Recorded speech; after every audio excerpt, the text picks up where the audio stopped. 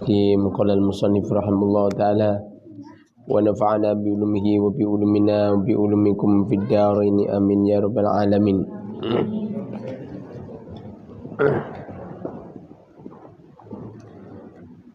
Bismillahirrahmanirrahim.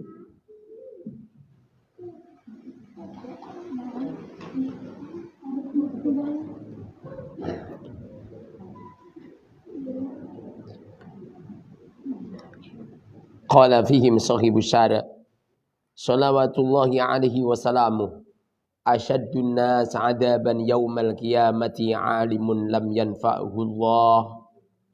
yanfa'hu Allahu subhanahu bi'ilmi wala umri, dan demi umur ingsun, wala umri, dan demi umurku, innahu, sesungguhnya, la sababa, tidak ada sebab,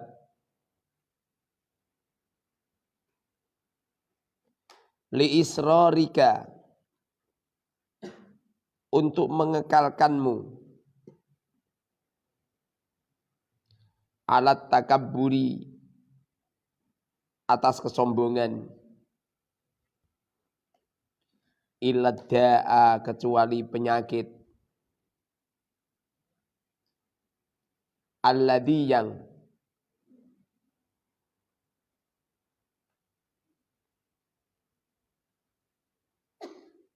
amma, yang meratai, al-jamma,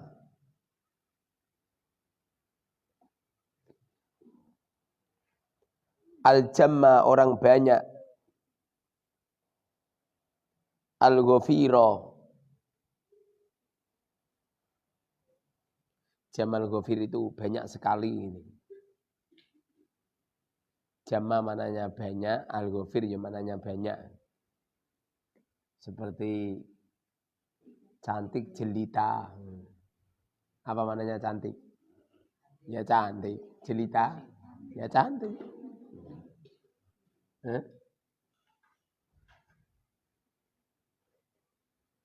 Amma, yang meratai, al-jamma, al-jamma, orang banyak, al-ghafiro, yang banyak.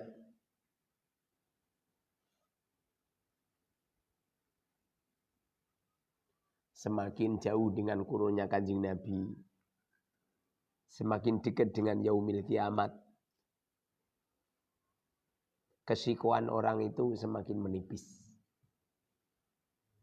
Kesolian orang itu semakin menipis. Ini Masya Allah. Kalau zaman dulu itu ulama-ulama itu rata-rata syikoh, rata-rata alim, rata-rata sholih, rata-rata hati-hati halal haram. Akhir-akhir ini Masya Allah, hanya sebuah kesing-kesing. Ini Imam Ghazali itu yang asli toh nyindir. Nyindir para ulama-ulama yang tidak diberi manfaat oleh Allah akan ilmunya.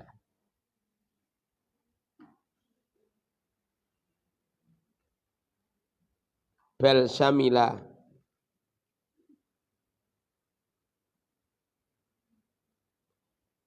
bahkan meratai,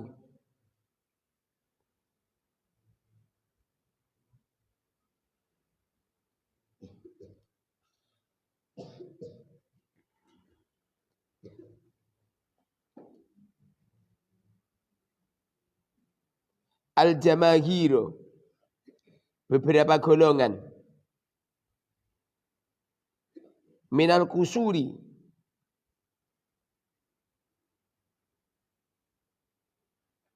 dari keteledoran, an mulahadati dzurwati hadal amri,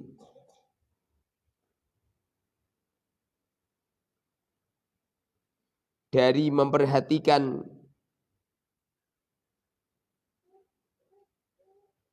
pentingnya ini perkara, wal jahli dan kebodohan.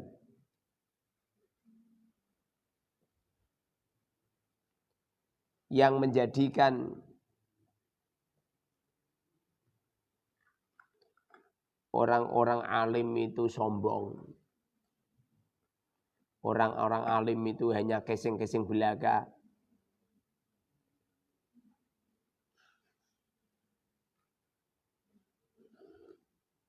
Yang asli itu ya gara-gara kebodohan mereka. Makanya kalau ada orang alim tidak mau mengamalkan ilmunya, berarti orangnya ya tidak alim, bodoh. Bagaimana bisa dikatakan alim kalau mereka tidak mau mengamalkan ilmunya?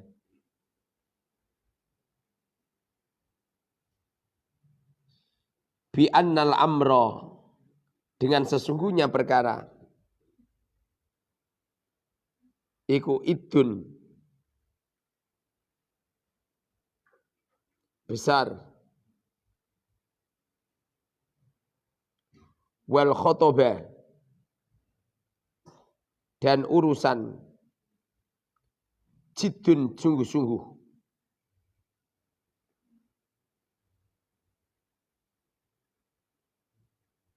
Mereka-mereka itu tidak memperhatikan dengan ilmu yang dipelajari, tidak memperhatikan akan pengamalan ilmu.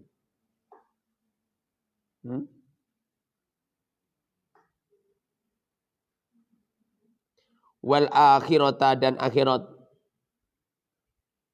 mukbilatun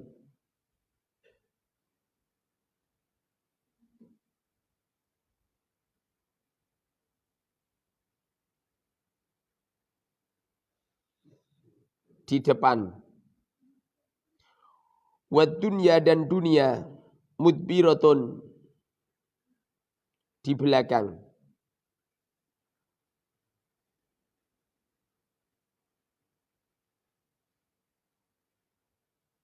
Kalau kita mau jujur, justru kehidupan yang benar-benar kehidupan ya kehidupan akhirat. Bukan kehidupan dunia.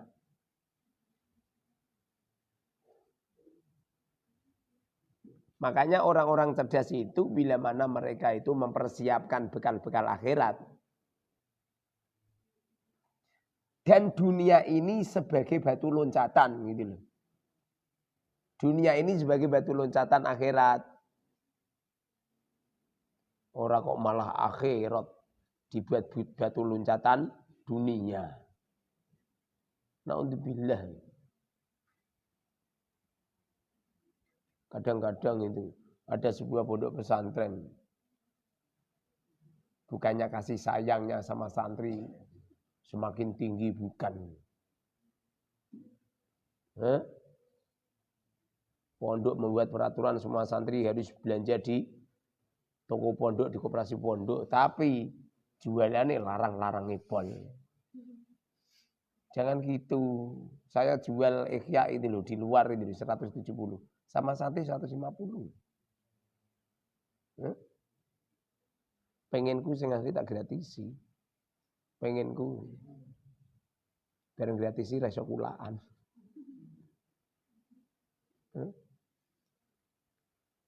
Jadi ilmu agama ini dunia dibuat batu loncatan menuju akhirat.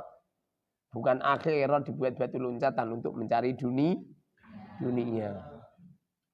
Dulu itu saya pernah belajar di tempat seorang kiai.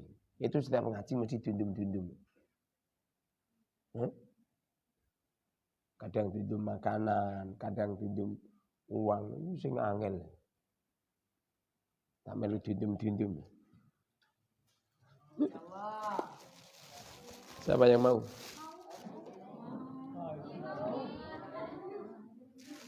Yang sudah dapat nggak usah lagi. Siapa yang mau? Dibagi. Bagus.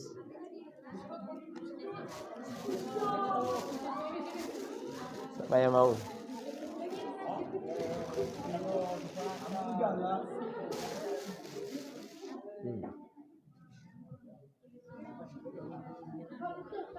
Udah, Yang makan mulutnya, jangan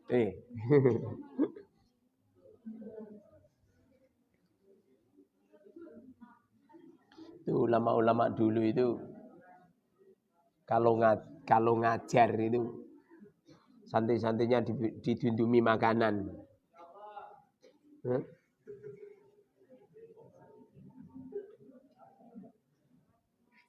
Sekarang naudzubillah.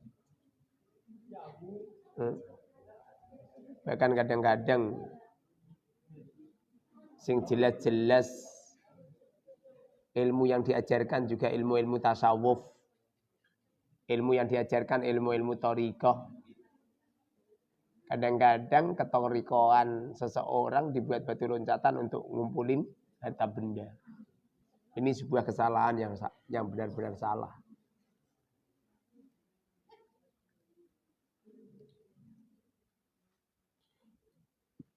Wal ajala. Ini wal ajala itu atau padan bi annal amro itu. Wal ajala dan kematian qaribun dekat. Yang mengatakan mati lama lu siapa?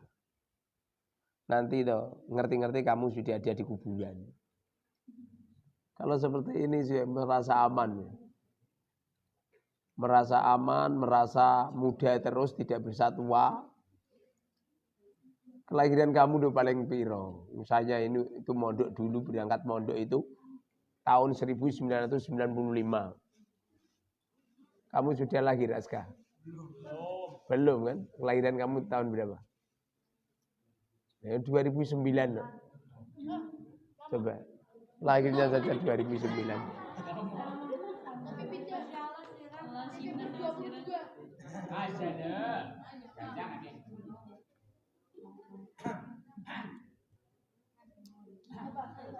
Wasafaro dan perjalanan baidun jauh. Kematian kita ini dekat, perjalanan kita ini jauh. Kalau bisa ya, mumpung masih ada di dunia. Amal itu diperbanyak. Saya itu kepingin setiap ngaji ya malam itu ambil dindum panganan.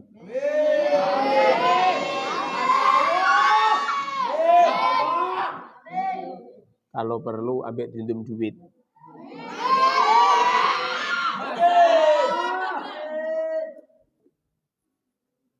Punya uang enggak? Jangan bohong loh. Punya uang enggak? Enggak punya? Sini tak beri uang.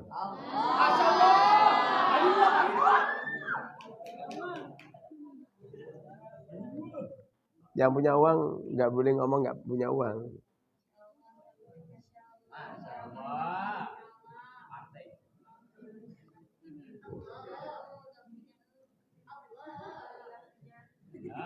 Punya uang enggak? Punya. Jangan. Punya uang enggak? Punya uang enggak? Punya uang enggak? Sini tak beri uang. Saya pengen wiridan saya. Pengen wiridan setiap malam bagi-bagi makanan dan bagi-bagi uang.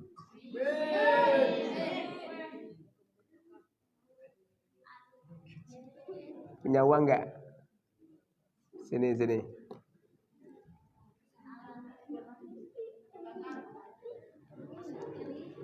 Ngapusi tak dongakno sugih kowe.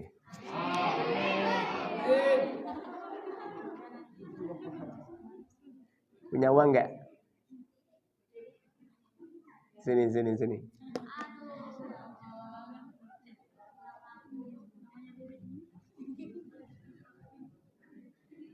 Kengko nak ngedem duit ra sido ngaji.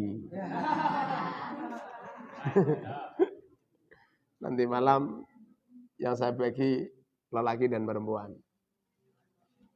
Sing gelem mangkat. Bagi-bagi uang.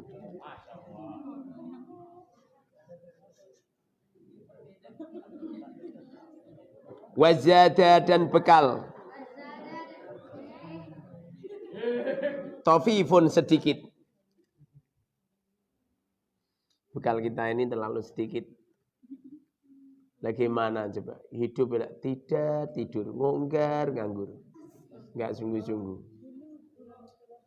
Jadi amalnya sama amal kebaikannya sama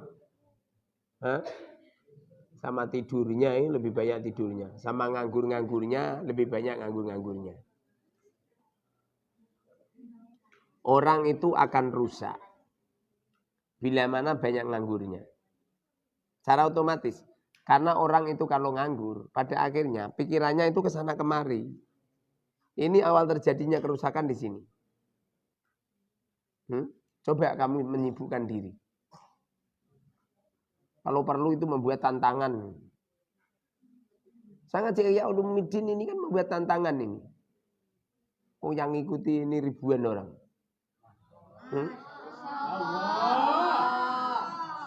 Membuat tantangan. Nanti kapan-kapan untuk teman-teman media sosial pengen tak umumkan siapa yang hutang, yang punya hutang di bank konvensional kirim nih, rencana nanti. Tapi yang ikut ngaji malam bukan pas pagi, jadi malam langsung dieksekusi, langsung transferi. Manfaat. Dan semestinya sistem penyebaran ilmu seperti itu untuk mensolidasikan umat.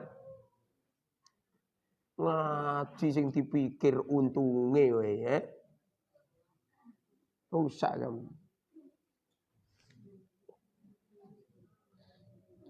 Wal khatara dan bahaya adimun besar.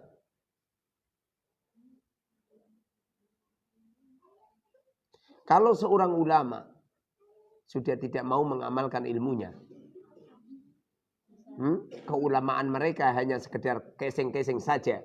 Imamah yang besar, serban yang panjang, jubah yang menakutkan, jenggot yang dipamerkan, dalil-dalil yang diobrolkan. Ini yang membahayakan ilmu agama di sini. Pada akhirnya orang awam-awam itu mengira keulamaan seseorang itu hanya jubahnya, hanya imamahnya. Keulamaan seseorang itu semestinya untuk mensolusikan umat. Untuk menyelesaikan permasalahan umat. Lihat tuh Rasulullah. Rasulullah ini setiap hari ini, setiap ketemu sama sahabat ditanya, udah makan belum? Punya masalah apa? Bahkan Rasulullah sering menyelesaikan hutang-hutang para sahabat. Tidak cuma itu saja. Setiap ada orang wafat, ada sahabat wafat, itu pertama kali yang diselesaikan Rasulullah adalah hutangnya. Bahkan pernah suatu ketika Rasulullah itu takziah di seorang sahabat yang wafat. Lalu Rasulullah tanya, apakah orangnya punya hutang? Sahabat mengatakan, iya Rasul punya hutang. Apa yang dikatakan Rasul? Kalau begitu, sulatilah kau. Kalau begitu, nyolatilah kau kepada mereka. Saya tidak akan menyolati. Pada akhirnya ada seorang sahabat mengatakan, ya Rasulullah, hutang si fulan saya tanggung. Hutangnya saya tanggung ya Rasul. Nah, saya minta Rasulullah mensolati. Kemudian Rasulullah pun menyolati. Karena hutang yang ditanggung oleh si mayat kalau belum diselesaikan, ini si mayat ini toh diadab di alam kubur. Makanya pertama kali yang harus diselesaikan di waktu ada jenazah. Sebelum jenazah itu dimakamkan, itu hutangnya dulu diselesaikan. Walaupun jenazahnya masih tengok-tengok. Orang kok malah diselesaikan harus 40 dino. Setelah itu Rasulullah pulang. Setelah 2 hari, Rasulullah ini melihat mayatnya dibakar. Jadi mayat itu dibakar. Kemudian Rasulullah itu memanggil kepada sahabat yang telah menjanjikan menyelesaikan hutangnya. Rasulullah tanya, apakah hutangnya sudah kamu selesaikan? Sahabat tadi, ya Rasulullah, belum ya Rasul. Rasulullah mengatakan, saya melihat si fulan sudah 2 hari ini dia dibakar di alam kuburnya. Langsung seketika sahabat menyelesaikan hutangnya. Kemudian lain waktu Rasulullah bertemu dengan sahabat, Rasulullah mengatakan si fulan di alam kuburnya tubuhnya sudah mulai dingin. Artinya tidak terbakar lagi. Dengerin ini. Apa manfaat keulamaan antum? Kiai-kiai semuanya serentak seperti ini kalau ada jenazah ini tuh. Ayo diselesaikan hutangnya. Kalau kiai-kiai tidak mampu menyelesaikan, datangkan umarok. Kalau umaroknya tidak mampu menyelesaikan, datangkan agniya. Kalau agnianya nggak mampu menyelesaikan, datangkan keluarga. Kalau keluarga nggak bisa menyelesaikan, pakai hartanya. Kalau nggak punya harta, kumpulkan orang-orang kaya, selesaikan hutang si mayat ini. Dengerin ini, apa manfaat keulamaan kita. Saya kadang-kadang pakai jubah malu. Hari saya tidak konsekuen dengan peraturan pondok. Santri dianjurkan pakai gamis, aku nggak pakai gamis aku. Isin aku. Pakaiannya seperti Rasulullah. Tapi akhlaknya jauh dari Rasulullah. Bahkan akhlaknya kayak iblis. Jadi hanya pamer kealiman, pamer dalil, pamer keilmuan. Kalau seperti itu iblis lebih pintar dan lebih cerdas.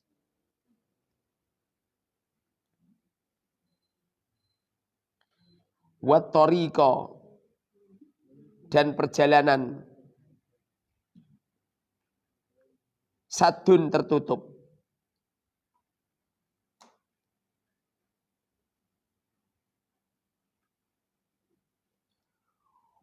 Wama dan sesuatu siwal khalisi.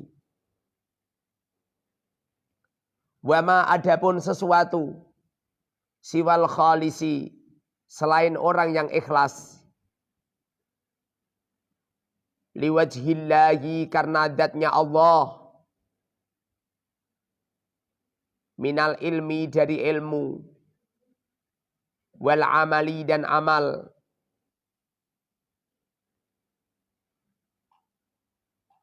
Indan naqidi.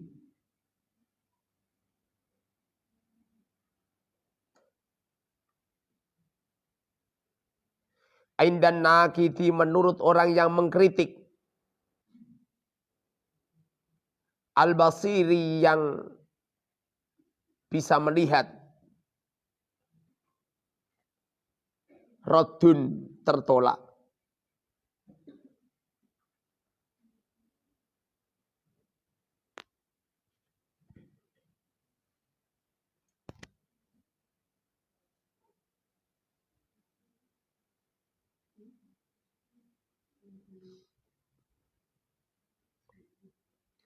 Kita punya ilmu, kita mengamalkan ilmunya, kita mengamalkan ilmu kita. Kemudian bila mana ilmu dan amal-amal itu tidak diikhlaskan karena Allah, apa manfaatnya?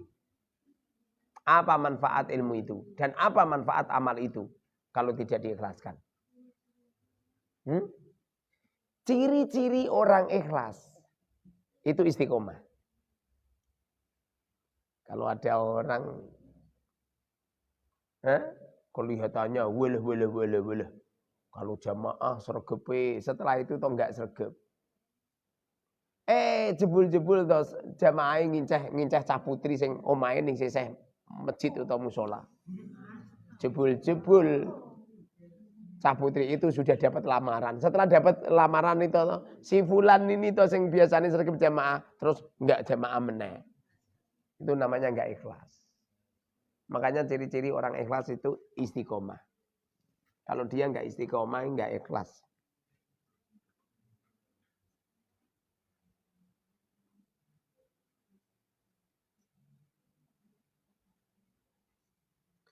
Wasuluku tariqil akhirati.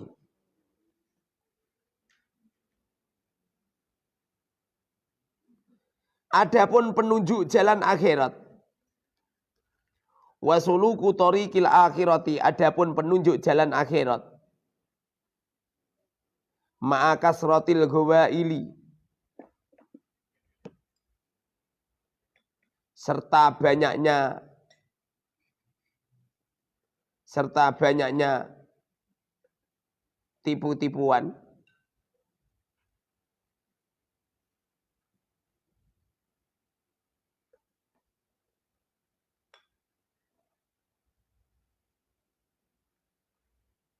Min ghairi dalilin.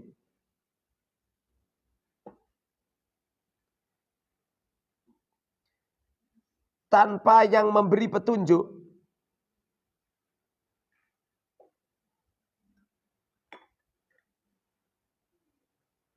Min ghairi dalilin, tanpa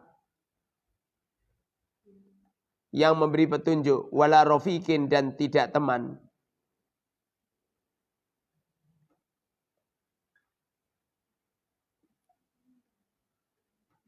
Mut'abun. Mut'abun, payah. Wa mukaddun,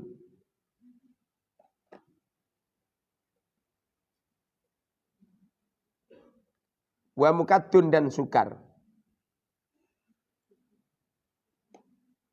Sulit-sulit. Ada orang, mereka berjalan untuk menuju akhirat. Mereka hidup tujuannya adalah untuk mencari Allah, mencari akhirat. Tapi dia tidak punya guru yang sikoh, tidak punya mursyid yang hebat, tidak akan tercapai, hanya sia-sia saja. Orang itu toh harus punya guru yang jelas. Jangan sampai perjalanan hidup kita ini toh ngawur. Dan guru kita ini harus sayang sama kita. Dohiron wa batinan. Guru yang bisa mengarahkan kepada murid yang tadinya kufur menjadi syukur. Yang tadinya munafik menjadi mukmin yang sejati. Yang tadinya ahli maksiat menjadi ahli taat. Yang tadinya sengsara menjadi hidup bahagia. Yang tadinya penuh dengan kesusahan, ya, menjadi hidup yang enak nyaman. Yang tadinya fakir bisa menjadi kaya. Itu baru dikatakan mursyid. Mursyid itu urunan. Siti-siti urunan, siti-siti urunan, siti-siti urunan. Ya, pengajian urunan, biatan urunan. Ono pitik mati urunan. Khol urunan, pengajian urunan. Piye niku? Omongan saya itu banyak yang ngecam. Biar aku nggak mau tahu.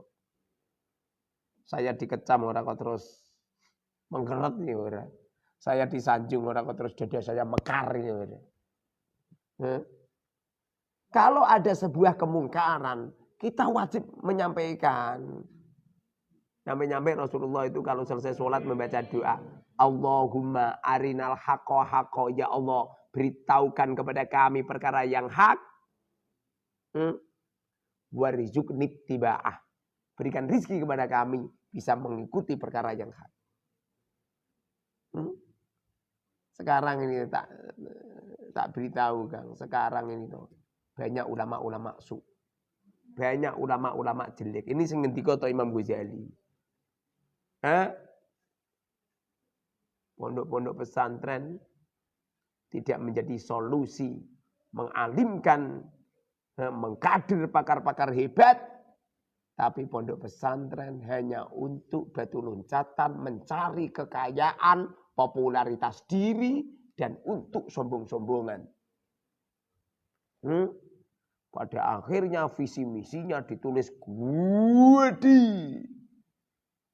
Tapi tong kosong berbunyi nyaring. Jauh dengan aturan syariat. Santri telat sedino didenda 1.000. Telat jamaah didenda bayar duit. Itu terus piye? Kasihan wali santri. Dengerin ini. Weh Pak Kiai. Dengerin, masyarakat itu toh, orang awam itu toh punya akal. Mereka akan berpikir, mosok pondok seperti ini. Kadang-kadang dendo santri itu ngawur. Santri ditakjir apa aja, malam hari ditakjir, nyampe subuh. Saya itu pernah itu ada santri didendo, kon usung pasir nyampe subuh. Kalau pasir-pasirnya di depan pondok apa-apa. Pasirnya di sungai. Saya cerita ngene to mergo aku dhisik pernah didendo niku. Saya dulu pernah didendo. Usung-usung pasir. Asli. Jadi 1 bulan tidak ngaji nyampe 5 kali. Ya usung-usung pasir 5 kali. Enggak ngaji 10 kali. Ya usung-usung pasir 10 kali. Ono sing orang ngaji 29 kali. Ya didendo 29 kali. Sedina iku hitungane iki sekian kali. Kayak Al-Mubarok ngajine ping 7 berarti yo ngangkat pasir ping 7. Kasihan nih. Mulai kok pondok terus ngenakan do punuken kabeh. Yang sayang dulu Kang. Yang sayang. Justru santri-santri itulah yang harus ditolong. Lebih-lebih santri yang wajah bayar belum bisa bayar. Orang tuanya sing asli yo pengennya tepat waktu, pengennya yo selalu aktif bayar. Tapi apa daya? Apalagi musim penghujan semacam ini. Ada wali santri pekerjaannya jual somai. Wayah hujan ini ora payu somai ini. Nak somai rada payu ya, sing adol es. Kasihan. Kasihan musim penghujan ini kan banyak usaha yang kolab. Nah, kiai ngono tamune bedino teko. Salam template nyampe Masya Allah ya kan. Dong laki saya dino tidak kurang dari 10 juta sehari. Apa mana sing kiai ini heng wala heng. Dino 1 juta. Dong 1 hari 1 juta. Ini sebulan terus piro ini. Apa ora kalkulatormu ana nole kentekan ya. Ya enggak? Berapa? 3 miliar ya? Iya, 10 miliar ini. Matematika error. 100 juta kali 30 hari.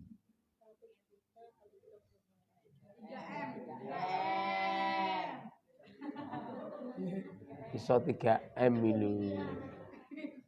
Wong 100 juta kali 30. Berapa? 30 miliar kok 30 M nih. Ya beda lah 30 M anane iki 30 selama 30 hari dia keto. M kan keto.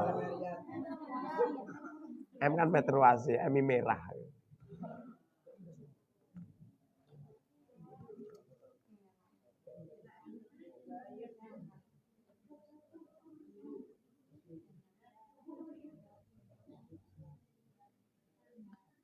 Fa'adillatut tariqi.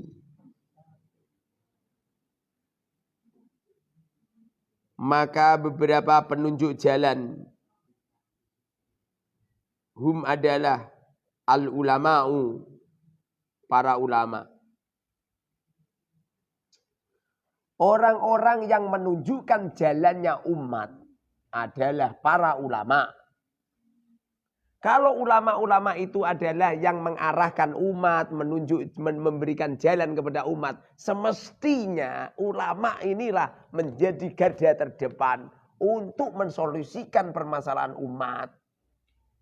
Orang kok dalil tentang hutang bank haram, alasannya riba, kemudian tidak bisa memberikan solusi. Masyarakat itu dulu nyampe bingung, piye?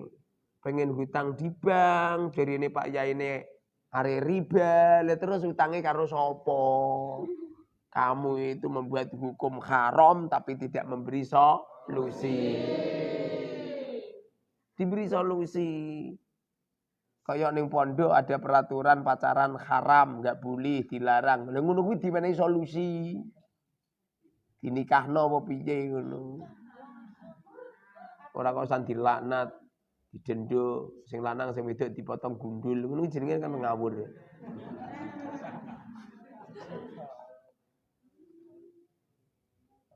Rata-rata sing ahli pacaran wong ora patek ayu, ora patek ganteng. Malah dipotong gundul, malah koyok ketiplak sirahe.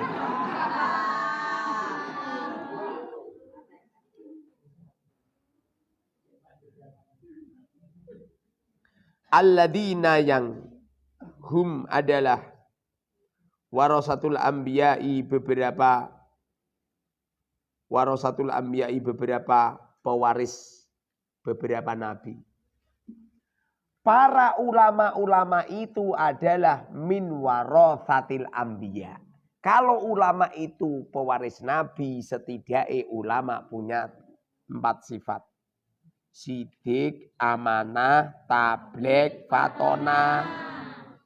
Yang pertama adalah sidik. Kiai ku harus punya sifat jujur. Kiai ki sing jujur ngono. Enggak boleh kiai ngapusi. Hah? Ada santri kataman Quran. Iuran kok nyampe 20 juta gitu. Sing kataman wong 50. 50 ping 20 juta. Piro coba? 50 ping 20 juta berapa coba? 70.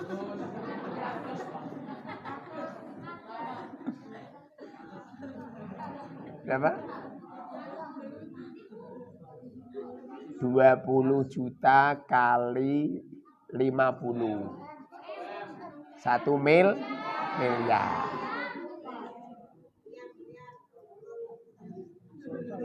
Long pengajian entek 1 miliar. Kan lucu kan?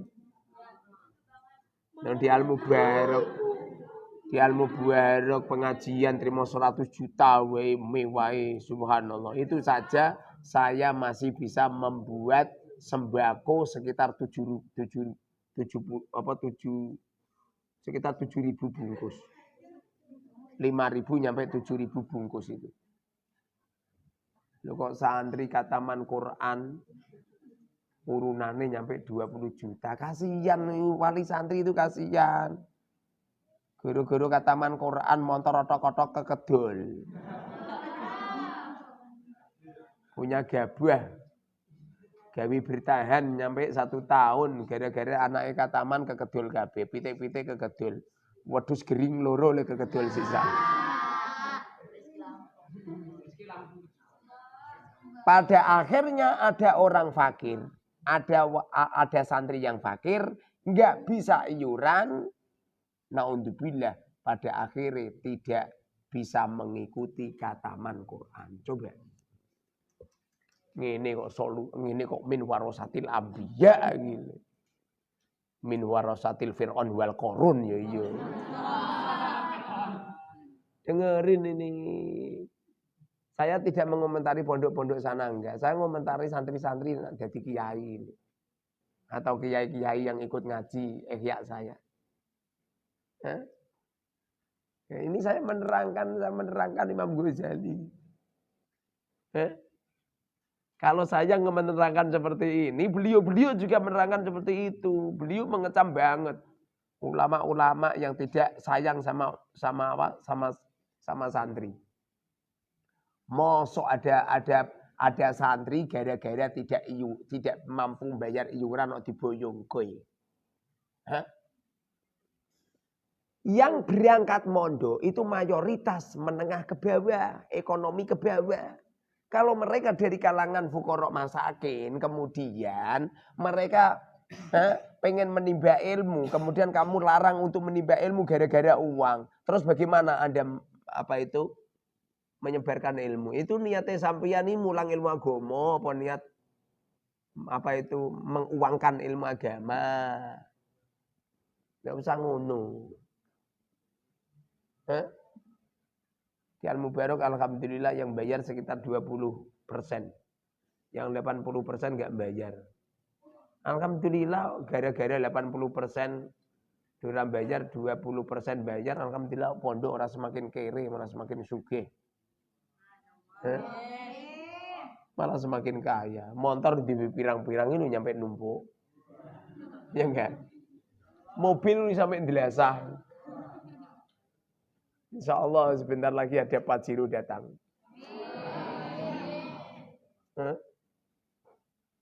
Nggak usah khawatir. Kekhawatiran kamu itu menunjukkan bahwasanya kamu tidak bisa dikatakan ulama. Ulama itu sidik, harus jujur, jangan ngapusinan. Lah ngono ulama kok. membuat proposal, laporan di proposal ngapusi. Long santri ini 20 nulisi 200. Ngajine padahal yo arba'in tok ngono iki nulise yo ana ngaji Sahih Bukhari ya. Ana ngaji ini, ngaji itu tulis kabeh. Ngono kok kiai ini. Jumlah peralatan olahraga, lapangan sepak bola, lapangan voli, lapangan turu ya iya. Bagaimana coba? Melaporkan proposal fiktif setelah dapat bantuan itu tuh, bantuan 1 miliar itu tuh, dipotong sama DPRD ngono kok diizini gitu. Itu sama saja ada perampok dibawain celurit karo kiai. DPRD itu tuh, yang minta proposal untuk diajukan bantuan kepada pemerintah dengan cara memotong sekian persen. Itu sama persis ada perampok digawani celurit karo kiai. Celuritnya berupa apa? Berupa proposal. Kemudian pentasarufan harta pemerintah di pondok itu dengan laporan-laporan fiktif. Cat harganya 1.500.000 nulis 2 juta. Pekerjanya cuma 15 nulis 20. Ngono kok kepingin ilmu barokah. Kadang-kadang pondok dijenenge pondok pesantren Al Mubarak. Ngono kuwi Al Mubarak gua ra wis diganti pondok pesantren Al Murad Mariti. Pondok pesantren Murad Marit. Wong kiai kok dapure kaya ngono. Mohon maaf, panjenengan ra usah tersinggung. Ini berbicara ilmu ini. Ini berbicara ilmu ini di malam hari ini. Di jam hampir jam 1. Kurang setengah jam. Berapa jam? Dengerin ini. Sidik. Nomor 2, amanat. Kiai itu harus punya sifat amanat. Kalau ulama-ulama itu adalah min warasatil anbiya. Kalau Kanjeng Nabi punya sifat amanat. Kiai harus punya sifat amanat. Apa amanat yang dititipkan oleh Allah kepada kiai? Yaitu datangnya santri. Santri ini amanat. Dipertanggungjawabkan atas pengajaran ilmu kepada murid. Harus yang jelas. Wali santri menyerahkan santri kepada seorang kiai. Ini amanat. Harus serius. Bukannya sergap ngaji malah sergap mimpin umroh. Bukannya sergap ngaji malah sergap mimpin ziarah. Jadi Romo Yai ini ora tau ngaji sing mulang ustad. Ustad kualitasnya tidak maksimal. Yang maksimal itu Romo Yainya. Tapi Romo Yainya sibuk ngisi pengajian terus menerus. Sibuk ngisi diklat, ya enggak? Ngono kuwi yang kok tiba-tiba untuk undangan Batam, bar Batam Singapura, bar Singapura Malaysia, bar Malaysia Amerika, bar Amerika Australia, bar Australia India.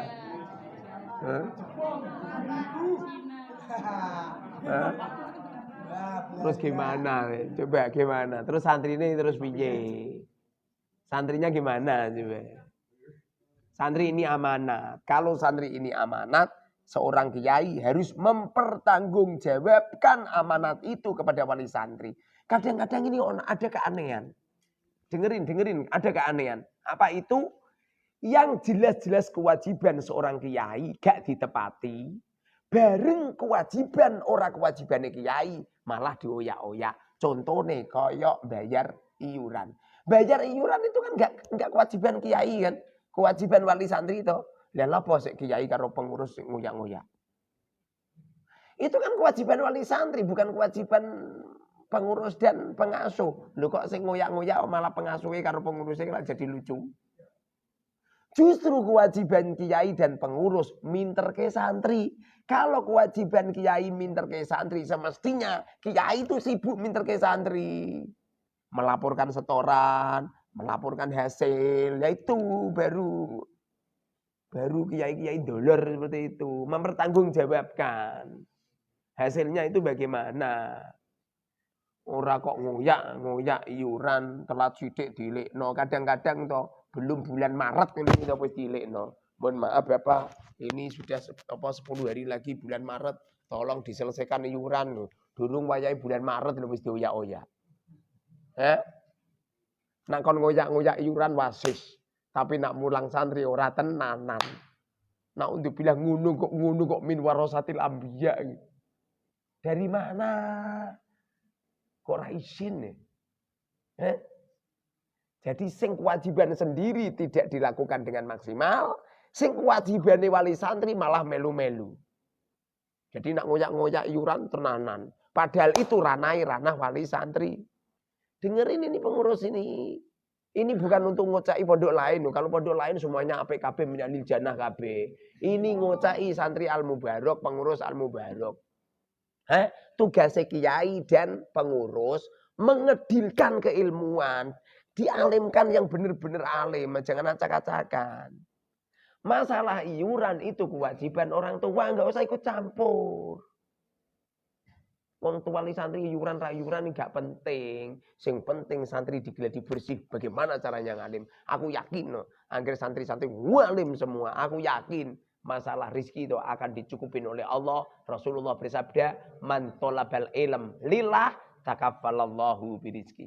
Barang siapa yang menuntut ilmu ikhlas karena Allah, takaffalallahu birizki, akan ditanggung rizkinya oleh Allah. Orang sama ngono-ngono. Aku bangunan lah, aku ora bingung. Ngopo saya mikir-mikir bangunan. Lah sing nggoni sapa? Lah sing nggoni santri yo. Kamaranmu banjir. Kan yang menempatikan kamu. Ngapain kamu laporan sama saya? Ya enggak? Lu ada santri kamarane bocor iso laporan ke saya, ini santri stres ya. Lah yang menempatikan kamu. Lho kok sing kon tanggung jawab aku lek lucu. Lah bocor anggere ditambal selesai. Pakai apa Ustaz? Pakai upil.